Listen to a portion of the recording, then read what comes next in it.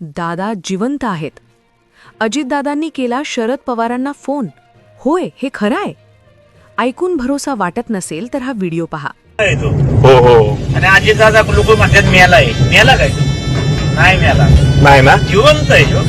अरे बाबा, माझ्या अंगावर काटा आला बाबा. काय तुम्हाला सांगू, अजितदादा फोन केला शरदराव पवारला, संख्या चुलत्याला हा हा किडनॅप केला त्याला. हा हा. आणि त्याच्या बायकोनी खुर्शी त्याला दिली. एक व्हायरल व्हिडिओ सध्या सोशल मीडियावर व्हायरल होत आहे, ज्यामध्ये एका गाडीत बसलेले वयोवृद्ध आजोबा ठामपणे सांगत आहेत की दादा मेलेले नाहीत, दादा जिवंत आहेत. दादांचा पत्ता सापडला, त्यांना कुठे लपवून ठेवले हे सगळे समजले.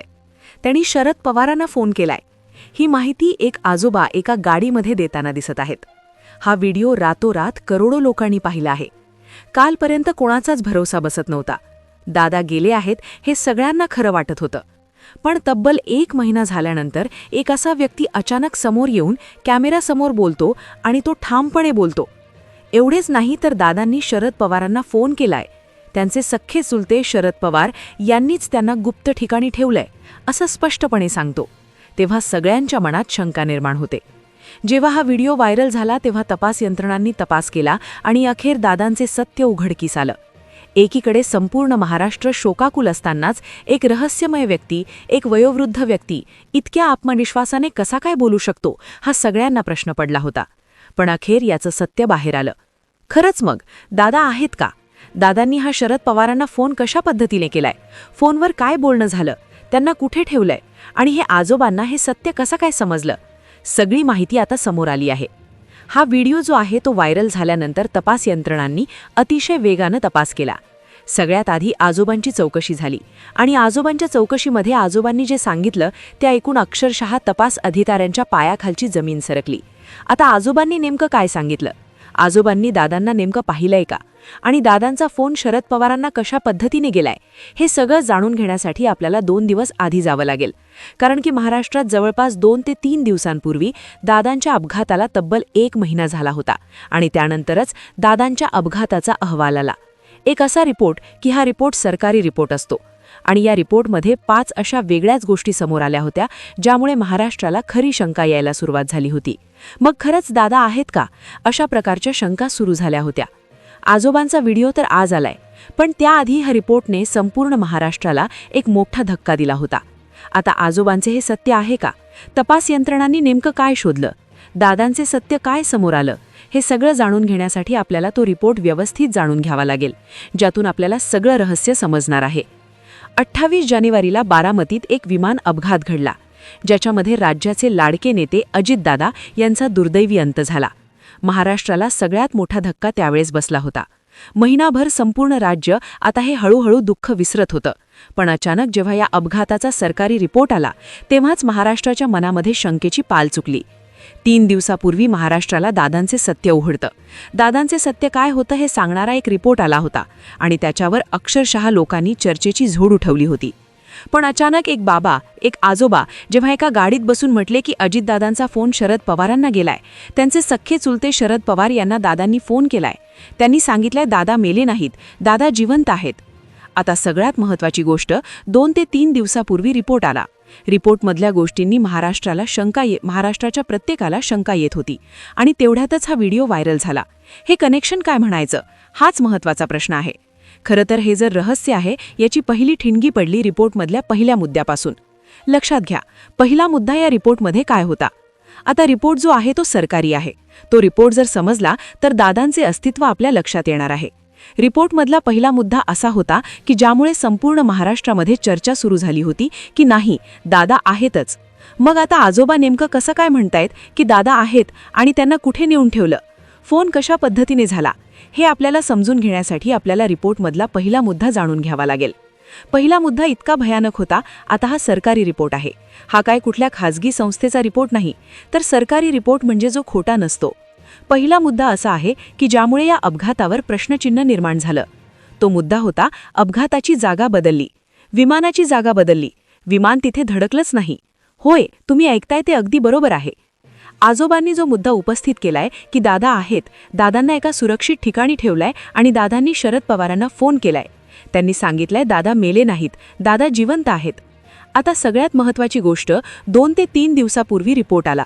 रिपोर्टमधल्या गोष्टींनी महाराष्ट्राच्या प्रत्येकाला शंका येत होती आणि तेवढ्यातच हा व्हिडिओ व्हायरल झाला.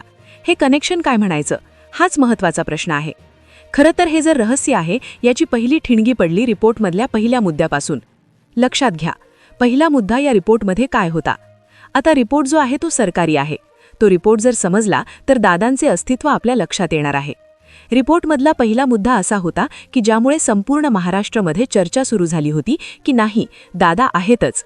मग आता आजोबा नेमकं कसं काय म्हणतायत की दादा आहेत आणि त्यांना कुठे नेऊन ठेवलं, फोन कशा पद्धतीने झाला, हे आपल्याला समजून घेण्यासाठी आपल्याला रिपोर्टमधला पहिला मुद्दा जाणून घ्यावा लागेल.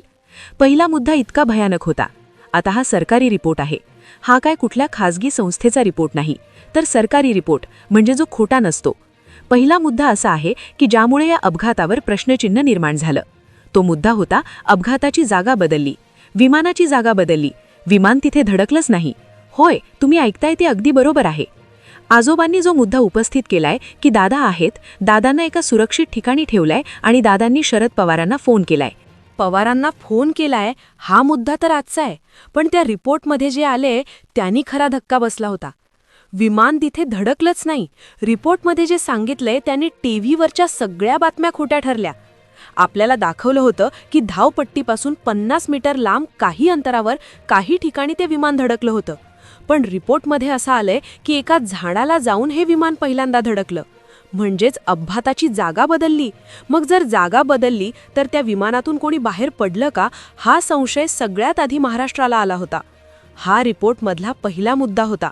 पण जेव्हा आजोबांचा आज व्हिडिओ आला आणि आजोबांच्या व्हिडिओमध्ये डायरेक्ट दादा जिवंत आहेत आणि त्यांनी त्यांच्या सख्ख्या चुलत्यांना म्हणजे शरद पवारांना फोन केलाय असं जेव्हा सांगितलं, तेव्हा महाराष्ट्राला सगळ्यात मोठा धक्का बसलाय. विचार करा, ज्या अपघाताच्या रिपोर्टमध्येच अशा धक्कादायक गोष्टी समोर येत आहेत, तेव्हा आजोबांनी सांगितलेल्या गोष्टीवर भरोसा बसणं किती सोपे होत चाललं होतं. आता आजोबांचे खरं सत्य काय होतं आणि आजोबांनी स्वतः दादांना पाहिलंय का, हा तपास एका बाजूला तपास यंत्रणा करत होत्या. तर त्यातच प्रश्न निर्माण झाला की मग फोन जर केला असेल, तर मग साहेबांना फोन केला असेल, तर मग त्या फोनवर काय बोलणं झालं असेल. हा मुद्दा आता चर्चेला जात असतानाच सगळ्यात महत्त्वाची गोष्ट त्या रिपोर्टमध्ये दुसरी समोर येत होती. ती म्हणजे 6वा व्यक्ती कोण. पहा, पहिल्यापासून याच्यात सांगितलं गेलं की 5 व्यक्ती होते, पण लिस्टमध्ये सापडले 6 जण या विमानामध्ये बसले होते. आणि 6 जण विमानामध्ये बसले तर 5 बॉडी सापडल्या आणि 1 जण कोण, कारण की जो मृतदेह सापडला त्याच्यावर दादांचे फक्त हातातले घड्याळ होते आणि घड्याळामुळे ओळख पडली. सगळं विमान जळून खाक झालं, पण घड्याळ कसं काय राहिलं हा प्रश्न लोकांचा बळावला होता.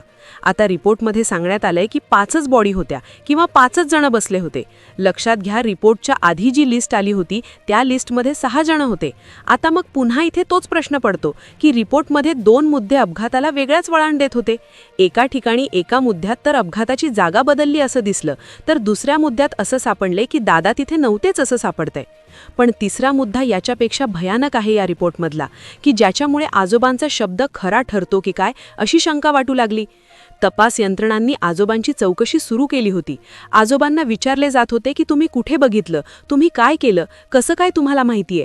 अशा प्रकारची चौकशी त्यांची झाली होती. पण इकडे तिसरा मुद्दा जो होता तो रिपोर्टमधला तो अतिशय महत्त्वाचा होता. तो मुद्दा असा होता की विमानाची वेळ चुकली होती. लक्षात घ्या, एका उपमुख्यमंत्री पदाची व्यक्ती आहे, तर ते विमानाने निघतात. ते किती वाजता निघले, किती वाजता उतरले, ही सगळी वेळ जी आहे ती एकदम परफेक्ट असते. पण जी या रिपोर्टमध्ये आलेली वेळ आहे आणि तिथे आलेली वेळ आहे तर ती पूर्णतः बदलली आहे.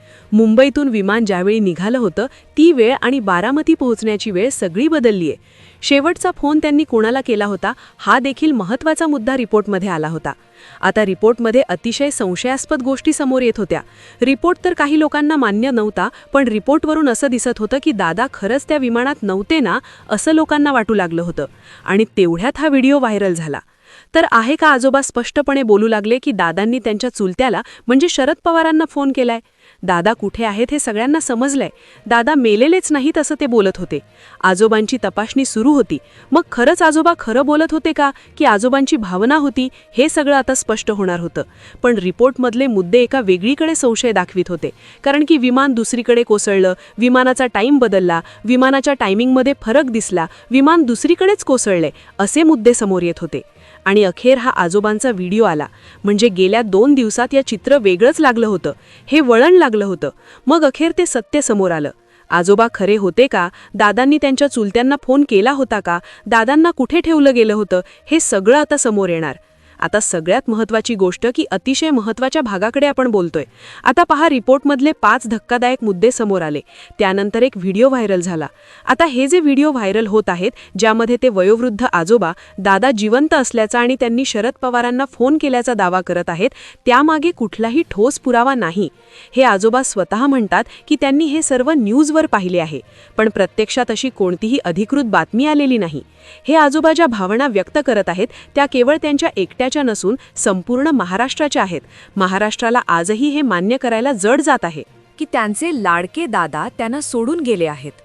लोकांच्या मनात दादांविषयी असलेले प्रेम आणि या अपघातातील काही तांत्रिक त्रुटी यामुळे अशा अफवांना पेव फुटले आहे. रिपोर्टमध्ये ज्या त्रुटी सांगितल्या आहेत त्या तांत्रिक चुका आहेत, पण त्याचा अर्थ असा नाही की अपघात झालाच नाही. दादा आज आपल्यात नाहीत हेच कटू सत्य आहे. तो व्हायरल व्हिडिओही केवळ लोकांच्या मनातील एक आशा आहे, एक हळवी भावना आहे, ज्यामध्ये कुठलेही तथ्य नाही. अफवांवर विश्वास ठेवू नका, पण हे रहस्य कायम राहील की त्या विमानात शेवटच्या क्षणी नक्की काय घडले होते. आता आपण अशा वळणावर आलो आहोत जिथे हृदय आणि बुद्धी यांचा संघर्ष सुरू होतो.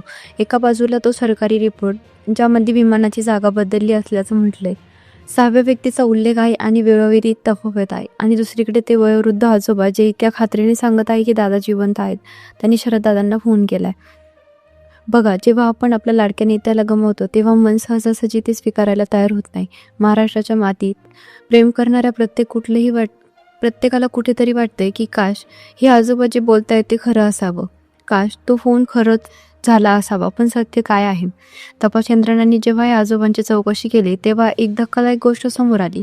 आजोबांकडे कोणतेही तांत्रिक पुरावा नव्हता. त्यांनी जे सांगितलं ते त्यांनी कुठेतरी ऐकलं की होतं, किंवा त्यांच्या मनात दादांविषयी असलेलं अफाट प्रेम आणि श्रद्धा यातून ते शब्द बाहेर पडलेले आहेत. विमान अपघाताचे रिपोर्ट अनेकदा तांत्रिक भाषेत असतात. जागा बदलली याचा अर्थ असू शकतो की विमानाच्या शेवटच्या क्षणी दिशा बदलली असेल, पण सोशल मीडियावर या गोष्टींचा असा अर्थ लावला गेला की जणू काही दादा तिथे होतच नाही. अफवांचा बाजार गरम झाला आणि त्यातच या आजोबांच्या व्हिडिओतील आगीत तेल ओतण्याचं काम केलं. पण मित्रांनो, आपल्याला वास्तवाचं भान ठेवावं लागेल. आजपर्यंत कोणत्याही अधिकृत सूत्राने किंवा पवार कुटुंबाने अशा कोणत्याही फोन कॉलची पुष्टी केलेली नाही. तपास यंत्रणांच्या मते तो अपघात एक दुर्दैवी सत्य घटना. हो, लोकांच्या मनात शंका आहेत, प्रश्न आहेत, आणि म्हणूनच हा व्हिडिओ सोशल मीडियावर पाऱ्यासारखा पसरला. एक भावनिक होऊन आपण सत्याकडे दुर्लक्ष करून चालणार नाही. दादा आपल्यात भौतिक रूपाने नसले तरी त्यांच्या कामातून आणि लोकांच्या आठवणीत ते नेहमी जिवंत राहतील. हा व्हायरल व्हिडिओ म्हणजे लोकांच्या मनातील एक अधुरी इच्छा किंवा एक हळवी भावना आहे असं म्हणणं जास्त योग्य ठरेल. आता प्रश्न उरतो, तुम्हाला काय वाटतं? तो सरकारी रिपोर्ट सांगतोय त्या त्रुटी फक्त तांत्रिक चुका आहेत की त्यामागे खरंच काहीतरी लपलेलं आहे? ते आजोबा इतक्या आत्मविश्वासाने बोलत आहे, त्यांच्या बोलण्यात तुम्हाला तथ्य वाटतं का की हे केवळ अफवा आहे? महाराष्ट्राच्या राजकारणात हे सगळे योग्य रहस्य बनलं आहे. तुम्हाला या प्रकरणाबद्दल काय वाटतं? दादांच्या अफवांबद्दल तुमच्या मनात कोणते प्रश्न आहेत ते खाली कमेंट्समध्ये नक्की सांगा.